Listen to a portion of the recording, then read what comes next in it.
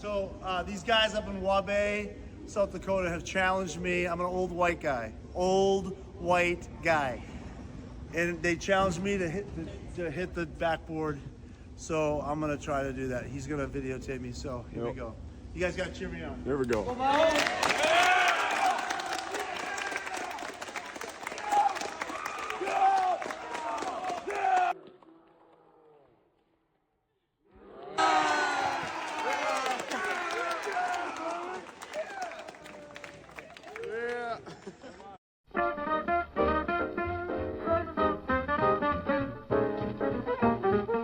I am drinking a beer, but I want everybody to know that it's a non-alcoholic beer, and we're not being sponsored by this beer company, but I am going to drink. Hold on, let me get a sip here. And Mike, why do you want us to know that it's non-alcoholic? Because I stopped drinking alcohol 5 years ago. I needed to. Now, I'm not That's awesome, judging man. Tell anybody me else. about that real quick. I'm not judging anybody else that drinks. I'm just saying, for me, if I have one, I'm one of those guys. I'm South Boston Catholic. Come on. Like, you know, I have one beer, I'm going to have 8. So I can't do the one beer. My wife can do that. She can have a glass of wine. She stopped drinking too, but she can have a glass of wine. She'll be fine. You're like that. You can have one beer. I can't. If I have one, I'll close the place. So for your but anyways, own good, but I do like the taste of beer. I actually really that's why I'm appreciative of Heineken, Blue Moon, different companies. I don't drink Busch beer because to me, it's like water, but then the NAs, but no, these like Stella's got a good NA. I mean, it's been, so yeah, I'm appreciative. But anyways, we didn't come here today to talk about my beer drinking. But why are we here, Steve? Steve, we got 52 views last week. dude. Woohoo! Boy, we are Whipping just it something, up. aren't we? Yeah. We're going viral. We're viral podcasters. I'm drinking sparkling solstice water. Yikes. Are we a couple of tough guys or what? Do you have diarrhea today? What's going on? I might soon. All right, let's get into this before we get kicked off. Let's do it, Mike. We are 2 old white men, and that's also the name of our show here. And we're so happy to have 50 views. That's amazing. That's awesome. Yeah. My name is Steve Hayes. Episode. And my partner in crime over here is the Mike Donahue. Michael the John one Donahue. and the lonely. Mike, how many books have you written to date? 4, 5, something like that? 5. And they're all to help people. Every one of your books helps somebody in their walk of life. Would you say true or false? I can't think of one that doesn't do that. Yeah. I have one it's called Groomed, and it's for people who've been hurt by church people, and I let out some dirty laundry in that one, but it's definitely to help people as well. But, yeah. Well, and the other ones are like self-help for school kids, for parents, and yeah. So I love it. Talking to Brick Walls, Reinventing My Normal. I really loved Reinventing My Normal. What was the other ones that you did? You did Value Up, and then Hidden Scars for kids who cut their skin. We did like a emotional. So I love that. I love how you take part of your life, and they're very easy books to read, and you include yourself. You get very vulnerable with there, and because you care about people. I'm real excited about this new book that you're writing. Folks, you heard it here first. Mike is writing another book, and it's called Tough Guys, right? Tough Guys. Yeah. It's for high school boys who are getting pelted right now with culture saying, to be tough, it looks like this. And, the pendulum kind of swang over to the side of, I don't know, I want to say feminism, but real, sensitivity and everything. And now it's swinging back to, tough guy, don't feel your emotions, be tough, nobody cares about you but you, and all this stuff. Steve, there's got to be some kind of like I don't want it to go. I want it to kind of be in the middle. Like, you know what I mean? I kind of want guys to be able to be tough guys and, play football and do the tough things, but they can still pick the guy up after, they knock him down, and they can still do things that are, be in touch with their feelings and be in control of their feelings, right? Stuffing your feelings is not controlling your feelings. Stuffing them means that you're just delaying the inevitable. You're going to push them down, and then inevitability is going to happen, and they're going to come out. So that's not being a man by stuffing them. And I'm afraid it's kinda going back that way, and I don't want it to. I wanna help young men feel like men and feel strong and feel tough, but also, hey, you can talk to your girlfriend about what's going on in your life, and you can talk to a counselor, or whatever. You can talk about your emotions and your feelings, so it's kind of a passion for me to help guys really be the real strong guy, be a Yeah, tough guy, you yeah. know? In fact, it seems like kind of like we've only done a handful of sessions here so far, but it feels like it's kind of been a sub message of ours is that you can be both. It feels like you said, they go from one extreme to another. You either have to have toxic masculinity or you have to have no masculinity at all. But if you actually even search online or you just say, hey, Google or hey, whatever, it'll tell you there's a thing out there called healthy masculinity. And I think that's what we're talking about. It's a balance. You can be tough and still be sensitive. You can be tough and still have feelings. So, Mike, if you don't mind, I mean, could we talk a little bit about your Tough Guys book today? Yeah, let's do it. Awesome. Well, I would like to start off with something. This is I don't know if this is the Sounds like you're referring to Michael Ian Black's book. that's because I said the O and then the K and then I was wondering if that was gonna happen. Oh, you can never say those words together. I was wondering if so, Mike, I was wondering if we could just I got a little excerpt from your book. And I hear you're gonna be writing one for women too, is that right? Yeah, for girls, yep, for high school girls That's or awesome. teenagers. Well, I Called wanna called read Strong something. Girls. This would be I wanna Tough read Guys and then Strong Girls, kind of a companion book. I love it. I love it. I want to read something from your book then, and it's called Strength Isn't the Problem, Control Is. You want to say anything about that before I start reading this? No, go ahead, you can read it. All right.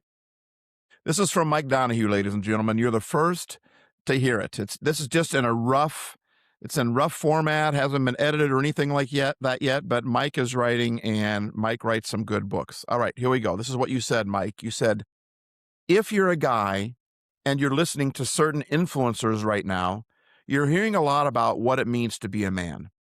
Be strong, be disciplined, be tough, win.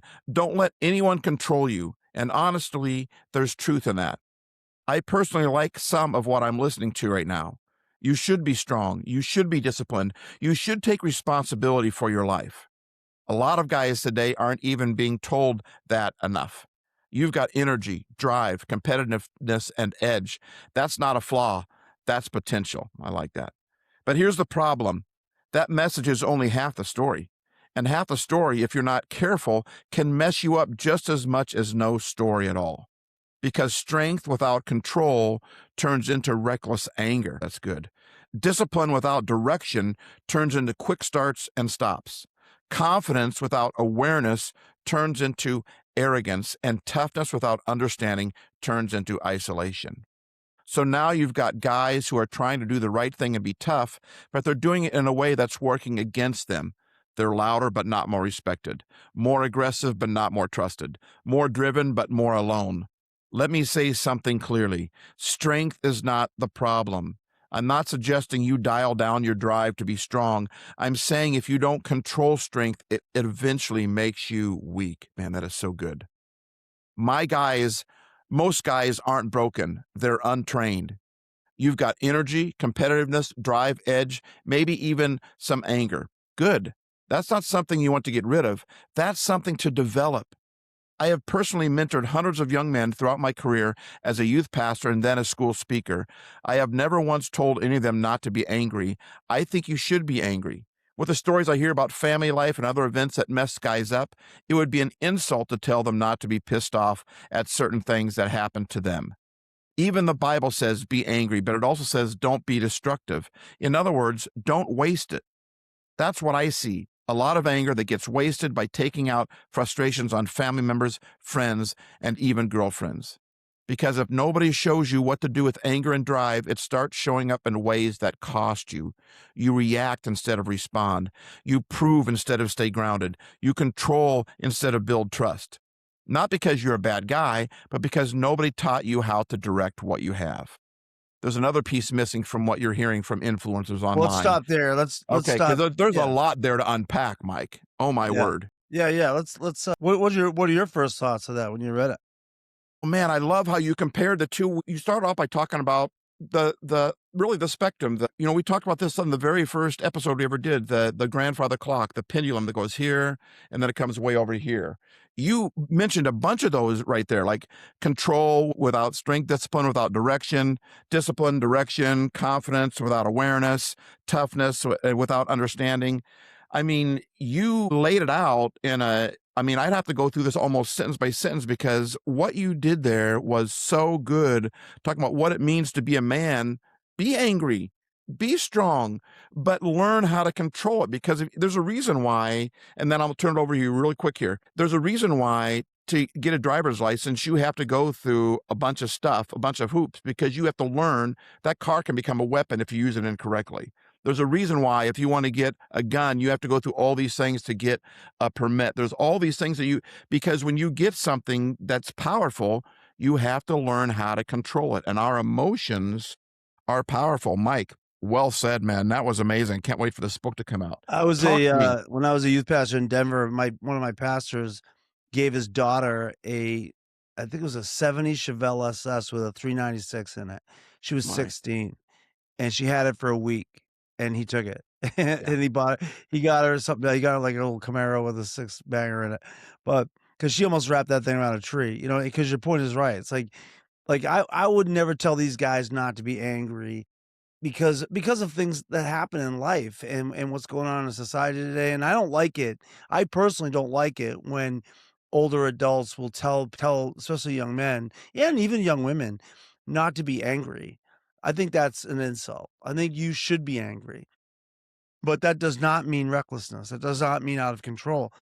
In fact, these books, Steve, are written out of anger, like, in a way, you know what I mean? Like, it's basically taking your anger and doing something with it that matters. That's what I wanna do. I want instead of them beating at the air or being frustrated with life and taking it out on people that had nothing to do with your pain, which is what happens when that anger is reckless. Take that anger and do something with it that matters, right? Do something that is constructive and something that can drive you to be better. I like that. So I've never told guys not to be angry. I just said aim it. Put it where it needs to go because otherwise it's working against you, right? Because nobody's going to trust you. If you fly off the handle, if you stuff your emotions and then take it out on your girlfriend because she looked at some guy at a game or something or something stupid like that, all of a sudden now you're not trusted anymore and your anger is not doing anything for you. It's just working Yeah. against you, like I said. And so, yeah. I love that. I mean, what I get from that is, what you said, take your anger and do something constructive with it. See, you never see anger and constructive behavior come from it, but that emotion is there for a reason. That emotion is trying to tell us something, right? You either take your anger and do something constructive with it. If you don't, your anger is probably going to take you and do something destructive with it, right? You can either control your anger, and you control your anger by saying, I'm angry about something. I want to do something constructive with this. If you just ignore it, like you said last week, you said something along the lines of emotions are not content until they're expressed, right? They will get expressed. And if you don't take your anger and say, I need to do something with this, then your anger is going to take you and do something destructive with it. And I think that's really, in my opinion, that's what it's like to be tough. I mean, that's where it takes strength, is to say, okay, I'm angry, but I'm going to do something positive with this. And to let young men know that it's okay to be angry, and let young men know that anger you can actually do something constructive with that. I think that's a lesson that's worth its weight in gold. I think that's a lesson it's an amazing lesson, and I'm so happy that you're sharing it with young men today. I love that, and it's really kind of a reason why we even do Two Old White Men podcast, to share stuff like this, to let young people know there is hope. Like, you Yeah. know, we get it. There's a lot of crap going on today. And I love how you're giving men freedom to be angry as long as they're not destructive with their anger. And I think the only way to do that is to take my anger and say, I'm going to do something constructive because I'm angry at this situation. Yeah, and I think also, you don't just choose to not be angry at that Right. certain thing that's making you angry. I think for me, what happened with me growing up was, I talked about this in the book as well about, in Boston when all those things happened to me and my mom and I had conflict and there was some, I ended up in the hospital a couple times and I mean there was just a bunch of just really bad stuff that happened. My I remember when I first started to look at my feelings, because I stuffed it. I was that guy, and then I'd go to a bar and I'd be out with a bunch of guys from the Air Force, and we get in a big fight. And when I was fighting those guys, I wasn't really mad at those guys. I didn't know those guys. I was mad at my mom. I was mad at my dad for leaving. I was mad at life for treating me the way it had. And when I stopped and realized, and part of it was church, part of it was just some good people in my life that helped me see it, was that anger was not the first emotion. The first emotion was Mm, hurt, mm, and then hurt became anger because I had nothing to do. I couldn't do anything with this hurt. I didn't know what to do with it, and I see a lot of these young guys, they don't know what to do with it. It's not that they don't wanna do something with it, we just aren't training them how to handle their emotions and feel their emotions in a manly way. Like, I'm so glad that I had some guys in my life that weren't wimps, that were tough guys, but they were like, "Hey, you need to feel this. You know, it's okay to feel it. You can't fix it until you feel it. You yeah, can't. You're not gonna right. fix it. You're not gonna fix what really is going on if you're not willing to feel that pain of being rejected or whatever that initial hurt was. That's where you're gonna go back to and deal with that. And it's interesting, is my mom just called and we had to edit this video a little bit because she called in the middle of this. She was the big source of my pain growing up, and I can take a phone call from her. I She walked in the room right now, I'd give her a hug. Like, I don't have any anxiety towards her or pain towards her because I went back and looked at that pain. So she could come out, she could say stuff, and she tries sometimes to trigger me and get me going and saying things to me, and none of it, Steve, none of it matters because I got healed up, and I it wasn't because I dealt with the anger, it's because I dealt with the hurt. And so Yeah, now when she triggers it, she tries to say stuff, it's healed up. So I don't need to, I don't get angry about it. yeah. You know what I mean? I think that's amazing that you are free of that. That those do those memories that you have, do they still hurt? Well, that's where the anger comes in. Sometimes I get mad that I had to go through all that stuff. I'm not mad at her. I'm not mad at my dad either. He passed away, but I'm not, because they have their own stories. I mean, they've got stories that make me look, like I grew up good. Like it was bad for my mom. It was bad for my dad. So I'm not really mad at them. We can go all the way back to the Mayflower. My brother and I always, because we have a relative that was on the Mayflower, so we call it the first booze cruise in America because they were probably shit faced. If it was my family, they were drunk because they're a bunch of drunks. So it's like it goes all the way back to that, Steve. It goes back to that mess. And so how can I be mad at everybody? I mean, I'd be mad at everybody down the line. I'm just See that mad that it happened, and it's too bad. sorry, I interrupted you there, but there's a reason for me asking that question. Because people could say, "Well, yeah, well, you're forgiving your mom, you could talk to your mom and everything," but that's they have to understand that it still hurts you when you think of that stuff, it still hurts you, but you have not allowed that pain to rule you, right? And I love the whole point of 2 things that I love there. When you said anger was not your first, and I think that that might happen a lot with anger. I think anger is often the one that gets blamed, but anger is there because of something else that happened. A feeling is there to try to tell us something is going on, right? Good feeling, bad feeling, whatever. And I also loved how you said you can't fix it until you feel it. So it's okay to feel. We got to be given permission to feel, but toxic masculinity and even the masculinity that you and I as two old white men grew up with was we weren't allowed to feel. And if you did feel, then you weren't being a real man. And we're here to tell you today that's just a big, fat, hairy, stupid, ugly lie. It's not true. You can't fix it until you feel it. And I think our feelings are really trying to tell us something. Something is off. Something needs to be done. So let's focus on that, lean into that a little bit, as long as we realize it's okay to lean into a negative feeling as long as I don't allow it to cause destructive behavior. Mike, you can talk about that if you want, but I would also wouldn't mind it if you would tell us, like, are there some pointers or some tips that we could do when we're angry? How do we take our anger and turn it into constructive behavior? Do you got any good tips on that? Yeah, I mean, for me, I'm just talking about me, how I've dealt with it is not being afraid to talk about the feelings, right? I think I mentioned this one of the podcasts that when I was writing, so when I was writing Groomed, Groomed is the book that I talked about some church stuff, but I also talked about my past and some of my pain that I went through as a kid. And there was molestations, there was a stabbing. I mean, it's pretty brutal what happened to me. I ended up living in my own rooming house when I was 16. My junior year, my senior year, I didn't live at home. I lived in my own apartment, and so it was crazy for me when I was writing that book 2 summers ago. I actually got an appointment with a counselor ahead of time. I called them and said, "I need 10." I think I ended up doing 12 meetings with him, and the last 2 were just him and I hanging out because I was pretty much, done with, with everything, but it was great for me because as I was writing the book, stuff was coming up, and so I needed to just talk to somebody, and I don't think you should be embarrassed as a man to if you've been through trauma to be able to sit with another man or a woman if that's your thing. Whatever. I was with a guy, and it was great. He was great. His name was Nate. He was super good. Let me cuss, let me be mad, let me talk about this shit and get it out. And he wasn't scared of me. He pushed back on some things, and it was a really good conversation between us for 10 of the sessions, 'cause like I said, the other 2, we just kinda hung out and talked about our kids.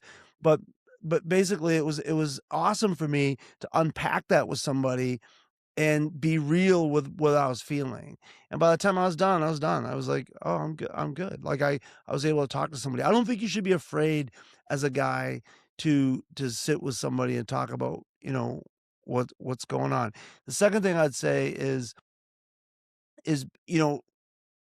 actually doing that, like, then the next step is to, stay angry, but stay focused. Like, be angry, be Mm. ups be don't listen to the lie that you can't be aggressive, like, I don't know, what am I trying to say? You can't be angry. Like, it's okay. I just can't stand it when people say, "Don't be angry." Yes, be angry, but aim it. Like, so start to think of some ways you can better yourself, like, push yourself, like, get to the gym. I seriously, like, I go to the gym. I got a little ice cream belly and, but I go to the gym because it helps me with some of that aggression, right? It pushes me and I feel good about myself when I'm pushing myself physically.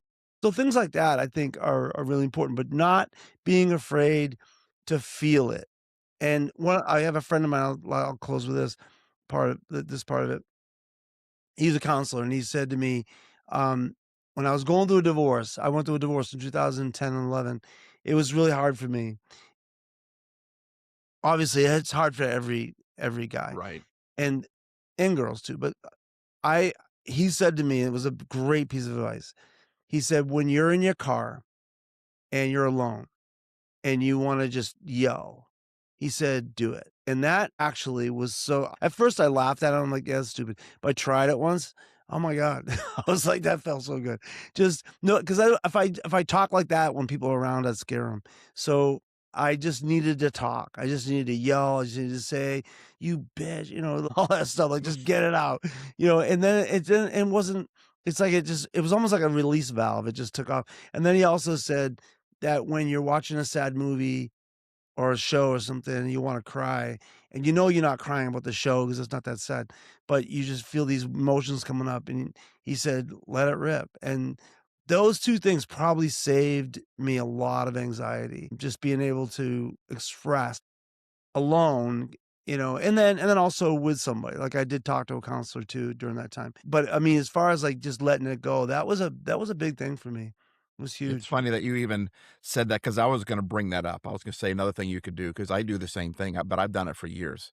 I get in my car and I roll up the window so nobody can hear me, and I drive down the road and I just yell, and sometimes it's guttural, man. It comes from down by my ankles, man. I'm like, it comes out. It's just right? But then when I'm done, the peace starts to come, right? I start to it's amazing how you let that stuff out. What's also amazing is how what it must do to me when I hold it in and don't let it out because I feel so good when I let it out. What does that mean when I hold it in? Mike, I would like to ask you this question. So your book is called Tough Guys, but we're talking about our feelings. We're talking about things that a lot of guys wouldn't consider tough. But what makes a guy tough? What makes a man or even a woman for that matter? What makes a teenager, an old person? What makes somebody tough.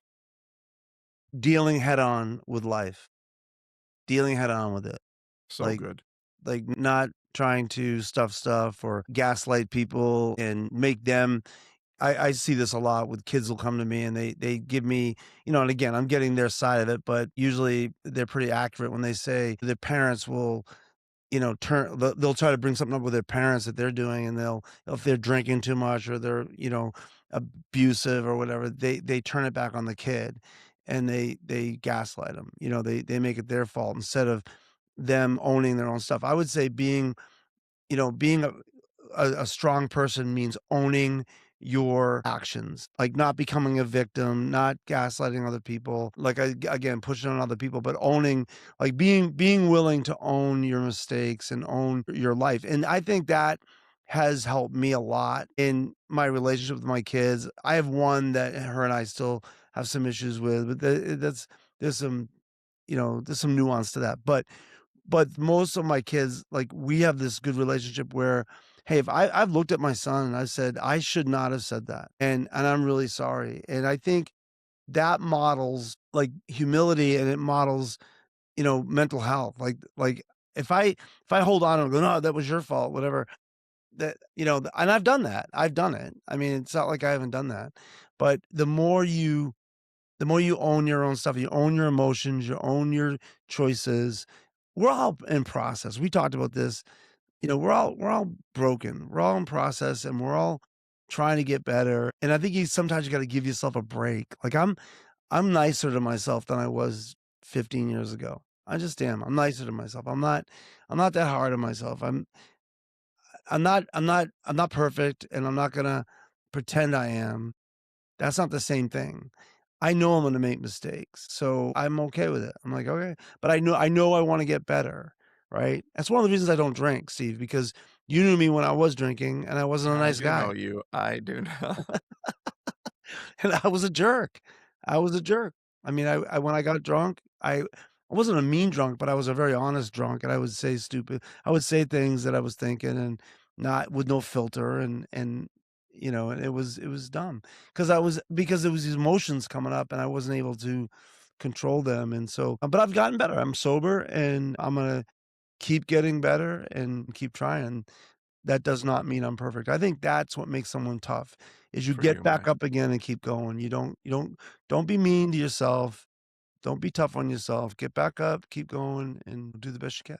Good for you, Mike. I love how I asked you the question, what's it mean to be tough? And it eventually turns to being humble, right? Admit your failures. And I will say this. I will say that it's not easy. Especially the first time is one of the hardest times.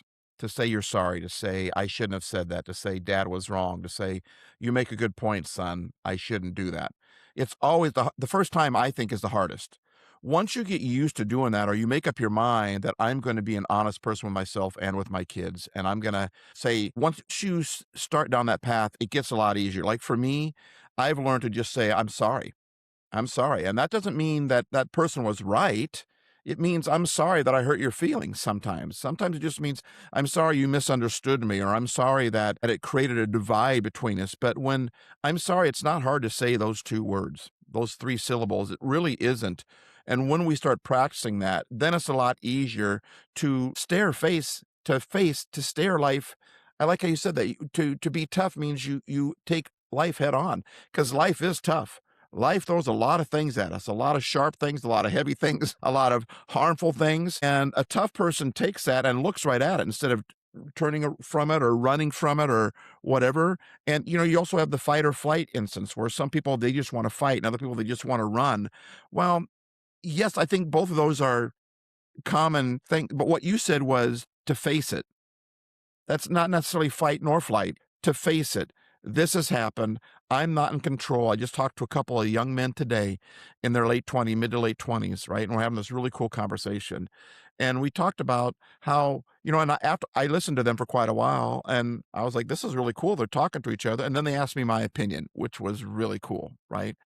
And we talked about how we can't control what happens to us. Life is mean. Life is tough. Life is hard enough. We should give each other a break just because we know how tough life can get. But what we can control, and really the only thing we can control, is how we handle what happens to us. And so I love that imagery of here life comes. Well, I'm gonna face it head on. If a grizzly bear is coming at you, the worst thing you can do is run. you know, I mean, sometimes you got to face it and you got to get as big as you can and say, I'm not moving. You're not going to intimidate me. Life can be like a grizzly bear, right? It can come at it with claws and fangs, and life is tough. And a lot of people, including you, just from reading your books, Mike, you should tell us about your books really quick. Anyway, just reading the book about what you've gone through, you are a tough man. You're a tough man because of what happened to you. You're a tough man because you're Boston Southie, right? You grew up in that whole, you knew how to fight. You still know how to fight. You play hockey, right? But what really makes you tough is how you handled all these things that happened to you. What's that? Fenway Park dirt, baby. Oh, you got dirt from actual Fenway Park. You Yeah. probably, but it's in a bottle. It means you didn't steal that one.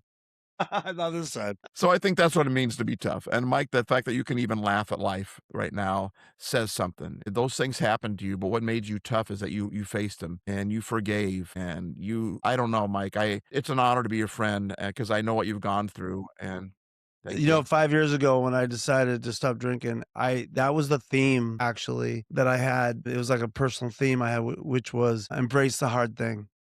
Embrace the hard thing. I had some issues with, kids. I had issues with, drinking, and then I had issues with people who hurt me in the church, and it was embrace the hard thing. Look at the hard thing, and I've just gotten the habit of doing that, and some of it, like I'm good at avoiding things. We all are, right? And I just made myself not avoid them. Like I'm gonna have the tough conversation. I'm going to look at myself in the mirror and look at some of the things that I'm doing that I need to get better at. And I'm not perfect, but looking at the hard thing, I heard somebody else say this too. I like this. They said, looking at New Year's resolutions and stuff like a year from now, you're going to be happy. The guy a year from now, you a year from now is going to be happy with this version of you because you made those choices. And right choices bring right feelings. We heard that in church a lot, but that's true. When you make the right choice, you look at the tough stuff, look at yourself in the mirror. If you're a guy out there watching this and you're overweight, no one's judging you here, but if you're if maybe you're drinking too much, maybe you're not looking at emotions and you're, don't be hard on yourself. Just start little steps. Just do some things that will help it get better. You know what to do. I mean, I could give you a bunch of stuff, but we already know because we coach ourselves all the time. We're coaching ourselves. We just don't do it. But you've got to make yourself do it. Make yourself get to the gym. Make yourself have that tough conversation with your wife that you need to have. Make with your kid, whatever. Make yourself have that time that you need to do the hard thing. And I think you'll be proud of yourself when you do it. Yeah. And I use that line a lot too. Right choices bring right feelings. I also add a tagline on the end of that, but not right away. It doesn't always happen right away. But if right choices do bring right feelings, then I believe 100% that that's the truth, right? If right choices bring right feelings and I'm feeling bad, well, then I should just make a right choice. Even if it has nothing to do with my situation. The other day I was really struggling with something. I overthink. And it's funny, you talk about give yourself a break. If other people treated us the way we treat ourselves, dude, Be in jail. we'd be in jail, right? We would destroy them. And yet we allow ourselves to do what we would not allow anyone else to do to treat us. And I was in one of those things the other day and I was thinking the wrong thoughts. I was in the wrong place. And I just did one thing. I made one right choice. Had nothing to do with what I even did. That built on it made me wanna do something else, and by the end of the day, by the end of the hour, I was a different one of my buddies called me up because he knew I was struggling and said, "How you doing today?" I said, I'm doing pretty well." He said, "Really?" He was shocked, because the day before I just got done like you said, I was talking to him, I was letting out my frustration, and it didn't come right away. It felt good to talk to him about that, but it wasn't until the next day, but it was because of a couple positive things that I did, and it changed my outlook, it changed my perspective, it changed how I viewed myself. I made a right choice, and it brought a right feeling. So that to me is tough. That's because it's tough to do. When you feel down, you want to stay down. When you feel angry, you want to do something bad. It's easy to do that. The tough part is to do the right thing when you're feeling the wrong way. Yeah, 100%. And that goes back. It's a good place to close because that's what a tough guy is. A tough guy makes right choices when he doesn't want to. Feel right. Yeah. Yeah. You can't wait for a parade before you get up and do something. You just got to do it. And the same thing. I always feel good after I like, go to the gym. I don't want to, or write. I need to write, a chapter, paragraph or two in a book that I don't am struggling with. Just sit down, and do it, Mike. Just do it. And then usually it turns out okay. So, well, Steve, it's been a good podcast. Right choices bring right feelings. Tough guys. We are tough guys. Tough guys Couple of look at their old white feelings. tough guys. Old white tough guys. Steve, I gotta show you something. I'm gonna see if I can put this on my Instagram, but I mean I'm gonna see if I can put this video on this podcast. I'll try. Okay. But I was up at a school in Wabe, South Dakota last week, and I've been up there before, and these guys challenged me as an old white guy to jump and hit the backboard. And, white boys can't jump. So I tried it first and I didn't get it. So I said, no, no, no, no, I'm not going to give up. So I said, get the camera rolling and I'll give it a whirl. So right in the middle of the assembly, the whole school came down Wait a and minute. They challenged you in the middle of the assembly? the middle of the assembly. So I did it. I ended up touching the backboard and we've got it on video. I'll see if I can put it up. So they had a step ladder there then? Is that what you're saying? Oh yeah, you're a funny man. Yeah, I had to take Tylenol after I was done. Um, it Way was to go, great. Mike. Way to hit that backboard. Not even the rim. They were just Oh, content for you to no, hit the no. backboard. Oh my god, I needed a ladder for that. I need a hook and ladder for that. Alright, guys. Hey, thanks everybody Thanks, for man. watching us. If you Thanks have any for suggestions for us to talk about, Yes. two old white men, Yes, definitely, please. yeah, reach out to us, Tell us. leave a message, do something. We're gonna Leave a have some guests comment. on. Steve and I are already banging our heads about who we wanna bring on. I think my stepdaughter said she'd come on. I'd love to get her perspective. She's 24. She's been to Dubai. She's been to Turkey. She's been all over the world, and just to get her perspective of this tough guy stuff. She's got some interesting stuff because we've talked about it. We walk the dog every day, and we chew this stuff up. So she'd be really good. So we'll have her I on look soon. forward to that. Yeah. All right, Steve. Have a good week. Everyone, thanks for watching, listening, liking, subscribing, sharing, all that stuff. We appreciate you. Hope you have a fantastic week. Bada bang, bada bang. Bada boom, bada boom.